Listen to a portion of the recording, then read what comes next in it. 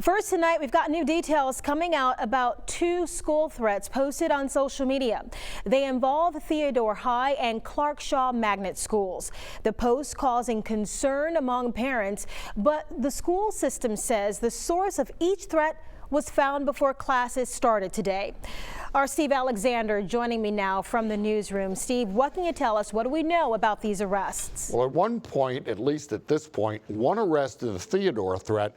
We've just gotten word from Mobile police that they have identified a suspect in the Clark Shaw threat, and they've gotten a warrant for an arrest.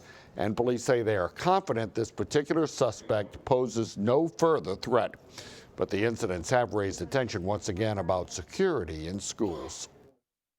The first threat came yesterday on a text messaging app thought to be associated with Theodore High School. But there were also concerns among parents at other area schools, like Causey and Hankins middle schools. Our resource officers worked closely with Mobile Police Department, and they were able to identify the person who made the threat, and that person was arrested last night. School officials would only say the student arrested attends a school in the Mobile County Public School System, but not Theodore High.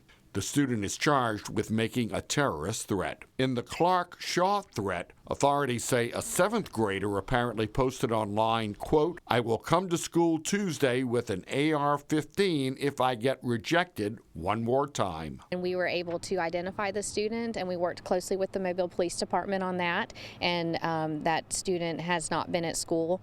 Cheryl McDonald has a niece who goes to Clark Shaw. My heart dropped because the idea of that happening here, so close to home, it's terrifying. As far as school security, Mobile school officials say they have a dozen resource officers to handle 89 schools, but feel the system has been effective. So we have 12 resource officers who work in the different feeder patterns in Mobile County Public Schools, and then we also have a director of security. And we work very closely with law enforcement, and so when something happens like this, we've had police officers in our different schools throughout the day helping us. Baldwin County Public Schools have a resource officer in every school, but school officials say no resource officers are on the school system payroll. They're either employed by the sheriff's office or individual cities.